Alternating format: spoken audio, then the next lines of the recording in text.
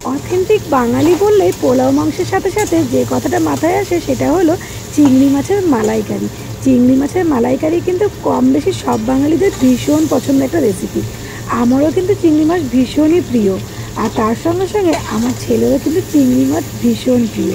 তো আজকে আমি রান্না করবো ছেলের পছন্দের চিংড়ি মাছের মালাইকারি। কিন্তু আমি বিভিন্ন হাতের রান্না খেয়েছি, মানে আমার শাশুড়ি মায়ের হাতের, আমার মায়ের হাতের, বিভিন্ন রেস্টুরেন্টে খেয়েছি, আমার দিদিমার হাতেও চিংড়ি মাছের মালাইকারি খেয়েছি। কিন্তু আমার বাবার হাতের মতো চিংড়ি মাছের মালাইকারি স্বাদের মতো স্বাদ আমি আর অন্য কোথাও পাইনি। বাবার কাছ থেকে কিন্তু আমি এই রেসিপিটা আস্তে আস্তে করে রপ্ত করেছি। আর এই চিংড়ি মাছের মালাইকারিটা আপনারা আপনাদের পছন্দ মতো রাঁধতে পারবেন, মানে খুব তেল বেশি দিয়ে বা খুব তেল কম দিয়ে। আমি কিন্তু আজকে রান্নাটা করব খুবই তেল কম দিয়ে, কেন যেহেতু চিংড়ি মাছের মালাইকারিটা আমার ছেলের ভীষণ পছন্দের, আর ছেলেকে অতটা তেল মশলা দিয়ে খাওয়াতে যেহেতু আমি পছন্দ করি না, তাই খুবই সামান্য মশলা দিয়ে খুবই কম তেল দিয়ে আমি কিন্তু চিংড়ি মাছের রেসিপিটা আজকে করব, চিংড়ি মাছের মালাইকারি। তো আমি যেভাবে রান্না করি সেটাই আপনাদের সঙ্গে আজকে শেয়ার করব। চিংড়ি মাছগুলো প্রথমে খোসা ছাড়িয়ে ভালো করে ধুয়ে নিয়ে তারপরে বেশ কিছুক্ষণ সময়ের জন্য নুন হলুদ মাখিয়ে রেখে দিতে হবে, প্রায় 10 মিনিটের জন্য। এরপরে কড়াইতে তেল গরম করে, অবশ্যই দিতে লাগবে কিন্তু সর্ষের তেল।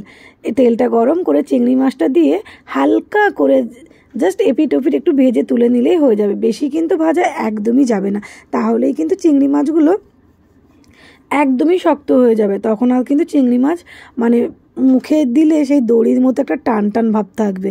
তাই জন্য চিংড়ি মাছটা জাস্ট হালকা করে ভেজে তুলে নিতে লাগবে। এই চিংড়ি মাছের মালাইকারি কিন্তু আমি খুব ছোট চিংড়ি দিয়েই করছি না, আর খুব বড় সাইজের চিংড়িটা দিয়েও করছি না। চিংড়ি মাছের যেহেতু খোসাটা ছাড়ানো হয়ে গেছে, সেই জন্য চিংড়ি মাছগুলো দেখতে কিন্তু মানে আরও ছোট লাগছে। ব্যাস চিংড়ি মাছটা ভেজে তুলে নিয়ে এবার ওই তেলের মধ্যেই দুটো এলাচ আর দারচিনি দিয়ে ভালো করে একটু হালকা করে ভেজে নিলাম। এবার একে একে সমস্ত বাটা মশলাগুলো দিয়ে কষিয়ে নিতে লাগবে। প্রথমেই দিয়ে দিলাম পেঁয়াজ বাটা।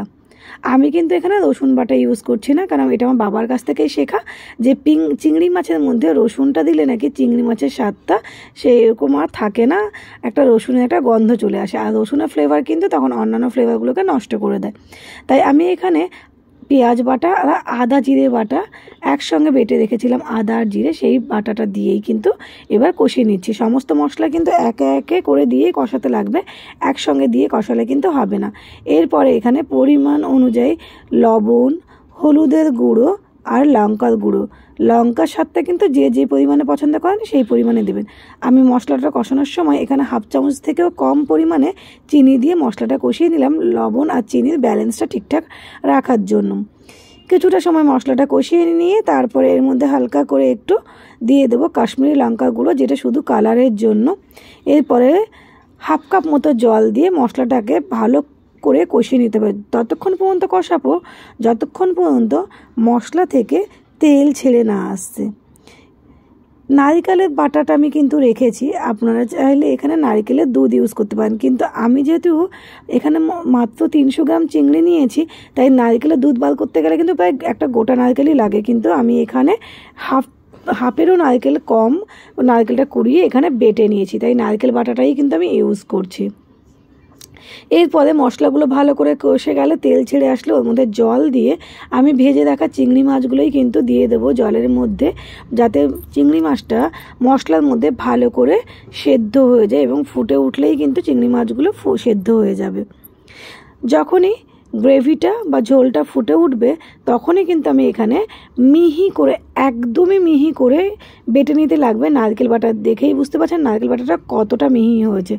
আমি কিন্তু এখানে 1.5 চামচ মতো নারকেল বাটা ইউজ করছি, তার জন্য কিন্তু আমি নারকেলের দুধটা দিইনি, বাটা নারকেল দিয়েছি। আর এইভাবে রান্না করে একবার খেয়ে দেখবেন, ভীষণ ভালো লাগে।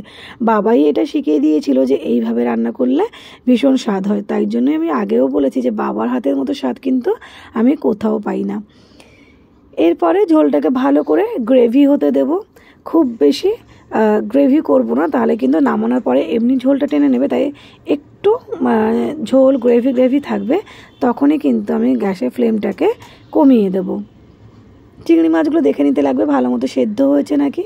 এরপরে দিয়ে দিচ্ছি সানরাইজের শাহি গরম মশলা, আর তারপরে দিয়ে দেব পরিমাণ মতো ঘি।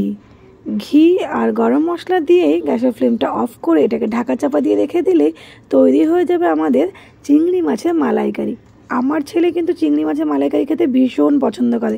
ছোট বা বড় চিংড়ি ও সেটা কিন্তু বোঝে না, ও জানে চিংড়ি মাছ যদি আসে মানে সেটা ওর মালাইকারি চাই। আজকে যেমন চিংড়ি মাছ এসেছিলো আলু পটল তরকারি করার জন্য, কিন্তু না, ওই যে দেখে নিয়েছে চিংড়ি মাছ, বাবা বসে বসে ছাড়াচ্ছিলো, তখনই বলে দিল আমার কিন্তু চিংড়ি মাছের মালাইকারি চাই। ব্যাস, ওর কথা অনুযায়ী কিন্তু আজকে তৈরি করে দিলাম চিংড়ি মাছের মালাইকারি। আর এই চিংড়ি মাছের মালাইকারি তৈরি করতে যে খুব বেশি বড় চিংড়ির প্রয়োজন তা কিন্তু না। আপনারা বাড়িতে যে চিংড়ি মাছই আনুন না কেন এইভাবে রান্না করে একবার দেখবেন, ভীষণ ভালো লাগে খেতে। রান্না তো হয়ে গেছে, এবার যার জন্য রান্না করেছি তাকে এবার পরিবেশন করে দিই। এবার দেখুন ঝোলটা কতটা গ্রেভি হয়ে গেছে। যখন নামিয়েছিলাম তখন কিন্তু ঝোল ঝোল লাগছিলো, এখন কিন্তু একদম পারফেক্ট একটা গ্রেভি হয়েছে। ছেলের জন্য এবার ভাতটা বেড়ে দিয়ে উপরে দিয়ে দিলাম চিংড়ি মাছের মালাইকারি। ও তো দেখে ভীষণ খুশি, নিজের হাতে খাওয়ার জন্য আজকে রেডি। অন্যদিন কান্নাকাটি তুমি খাইয়ে দাও, কিন্তু আজকে কিন্তু নিজের হাতেই খেয়ে নেবে। এবার দেখা যাক ছেলের পছন্দ হয়েছে কিনা। চিংড়ি মাছ তো সবসময় পছন্দ করে, তো দেখা যাক।